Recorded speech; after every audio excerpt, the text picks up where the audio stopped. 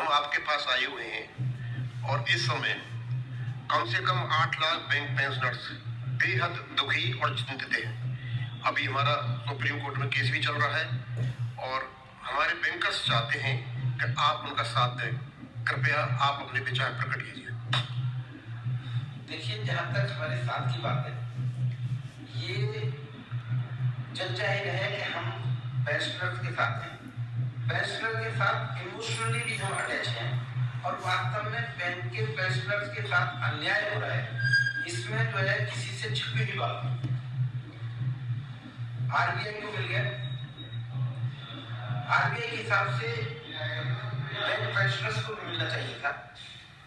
अभी हमने इस बात को बहुत पहले से उठाया और हमारी वचनबद्धता यह है कि 27 जुलाई 2023 को हम फाइनेंस मिनिस्टर से मिले।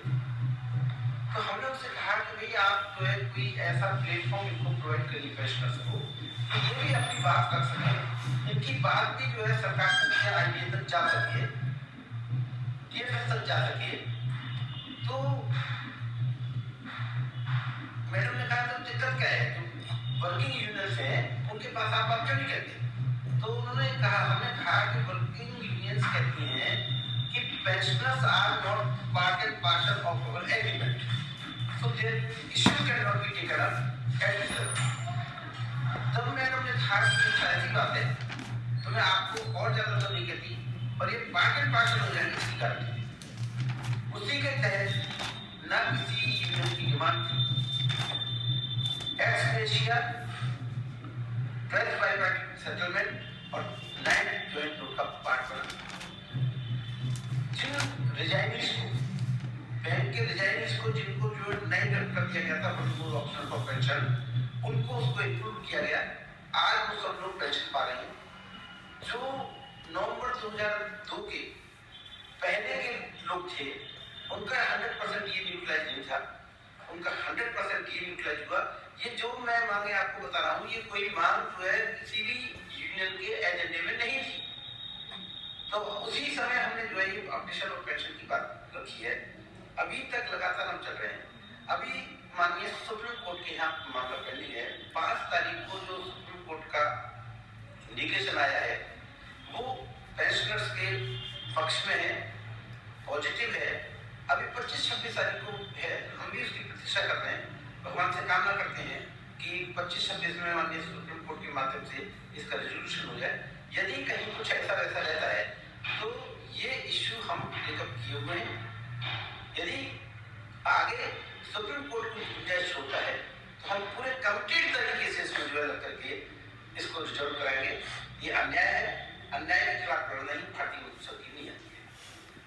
थैंक यू सर, बहुत बहुत धन्यवाद आपके आश्वासन के लिए और आपके प्रोत्साहन के लिए।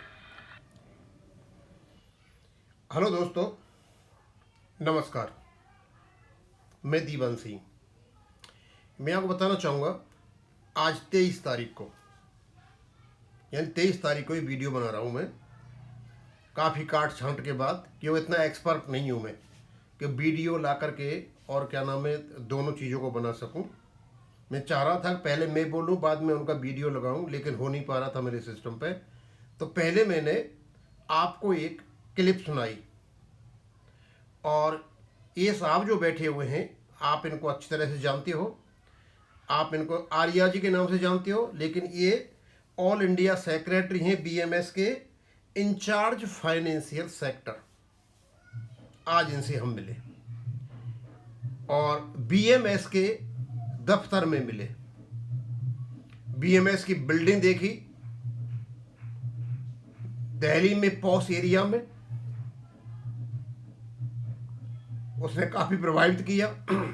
जैसे ही हम घुसे तो सामने से, बिल्कुल एकदम सामने, ये बीएमएस के प्रमुख साहब बैठे हुए थे, बहुत सिंपल तरीके से अकेले।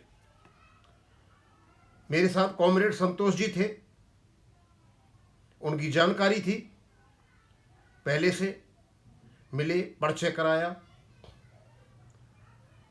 और जिस शालीनता से, जिस सादगी से और जिस विनम्रता से आर्य साहब मिले, उस चीज ने मुझे तो बहुत प्रभावित किया,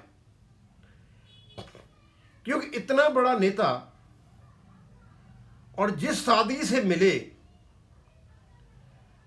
तो हम ये सोच सकते हैं कि वो अपने सदस्यों के लिए कितना लाभदायक होगा, उनके लिए कितना काम करता होगा। और जब अपने विचार बताए, बोले मैं कुछ नहीं करता, जो कुछ ईश्वर के नाम में, ऊपर वाले के नाम में काम करता हूं, फल वो दे देते हैं। बड़े सादगी के विचार थे, काफी बातें की उन्होंने, सादगी भरी बातें की। फिर हम जिस काम के लिए गए थे हमने बताया उनको, तो उनको हमसे ज्यादा पता है। हमने उनसे कहा, तो सर आपने पहले आदमी थे डीएफएस में जाके कहा कि जब रेगुलेशन है उनका तो आप क्यों अपडेशन नहीं करते। बोला मैंने रेगुलेशन की बात नहीं की, रेगुलेशन तो बाद की बात है, मैंने एग्रीमेंट की बात की। जब दो पार्टियों में एग्रीमेंट हुआ है और एग्रीमेंट एनफोर्सिएबल है, आप लागू क्यों नहीं करते हो। बोले एग्रीमेंट के बेस पे ही तो आपका रेगुलेशन बना है, वो तो बाद की बात है। बात तो सही है, ये तो मैं भी डालूंगा एक वीडियो, बताऊंगा आपको कि जो रेगुलेशन का नीचे जो जड़ है उसमें क्या क्या है। रेगुलेशन तो बरगद का पेड़ है ना, उसके नीचे जड़ जो है वो क्या क्या है, उसका वीडियो बनाऊंगा मैं। और उन्हें आश्वासन दिया कि वो प्रयासरत हैं, और उनसे संतोष जी ने भी कहा, और भी बैंकर्स उनके संपर्क में हैं। बोला 26 तारीख को भी हम जाएंगे केस को देखने के लिए। और उन्होंने यहाँ तक कहा, या तो केस माननीय सुप्रीम कोर्ट के माध्यम से होता है, नहीं इसे हम आउट ऑफ कोर्ट भी कराएंगे। और फिर उन्होंने बताया बैंक की फैमिली पेंशन, एक्स ग्रेसिया, और जिस केस को हार गए थे ये सुप्रीम कोर्ट में डीए न्यूट्रलाइजेशन का 2023 से, वो इनके प्रयासों से मिला है।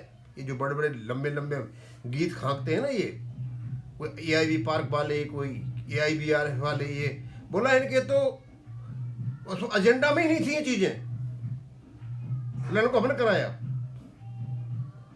और वो अपने भाषण में बता भी रहे हैं। अब क्यों आप उनका भाषण पहले सुनोगे, मेरा ये बाद में सुनोगे। काफी देर बातें होती रही, बस उनकी बातों में मुझे एक ही बात लगी, सादगी, विनम्रता, शालीनता। कहीं लगा ही नहीं कि ये फाइनेंशियल सेक्टर के इंचार्ज हैं बीएमएस के। और आपको पता है कभी ये आईएलओ इंटरनेशनल लेबर ऑर्गेनाइजेशन की मीटिंग में अटेंड करने बाहर गए थे, तो आप अंदाज लगा सकते हो कि ये किस लेवल के नेता होंगे। हमारा केबल और केबल पेंशन अपडेशन हमारे ही लोगों ने रोका है, और ये पॉलिटिकली रुका हुआ है। जिस दिन ये पॉलिटिकल बॉन्डेज टूट जाएगा, ये अपडेशन हो जाएगा। कांग्रेस के शासन में इसलिए नहीं हुआ क्योंकि कांग्रेस के शासन में जो पूर्ण सरकार थी तो कम्युनिस्टों के खिलाफ थी। अब इसलिए नहीं हो रहा है कि इस समय 24 घंटे कम्युनिस्ट इसी सरकार को उखाड़ने में लगे रहते हैं, और यहां सारे के सारे जितने भी यूनियन है, दो को छोड़ करके, उनकी नहीं चलती है ज्यादा, सब कम्युनिस्ट है। बीएमएस की वो ताकत है कि 12 तारीख को हड़ताल की और फेल हो गई। जिस हड़ताल में बीएमएस नहीं जाएगा उसमें कुछ नहीं होगा। तो हम तो ये मान के चलते हैं कि जिस प्रकार से आश्वासन दिया है, अपडेशन तो होगा। और वो 99% ये कह रहे हैं कि शायद ये सुप्रीम कोर्ट से हो जाएगा, लेकिन एक ही शक है इनको, हो सकता है आईबीए कुछ ऐसी चाल खेले कि कमेटी गठित करा दे। तो हम तो यही चाहेंगे, जितने भी हमारे लोग लगे हुए हैं, कमेटी जब गठित हो तो उस कमेटी में न्यूट्रल लोग हों। आईबीए का एक भी आदमी नहीं हो, यूएफबीयू का एक भी आदमी नहीं हो, EIBRF का एक भी नहीं हो, और AIB पार्क का ही होता तो हमें पूछ के हो। अदरवाइज न्यूट्रल का मतलब है बाहर के लोग, आर्य साहब हो और कोई भी अधिकारी हो, न्यूट्रल हो, ये लोग नहीं हो यहाँ पे। अब पहले तो लगता है कि इस चांस आएगा ही नहीं, आ भी जाता है तो उस कमेटी में बैठने के लिए न्यूट्रल लोग हों और जिनको अपने रेगुलेशन की, अपने एग्रीमेंट की, इनकी अच्छी जानकारी हो। अब यही खत्म करेंगे। थैंक यू, धन्यवाद।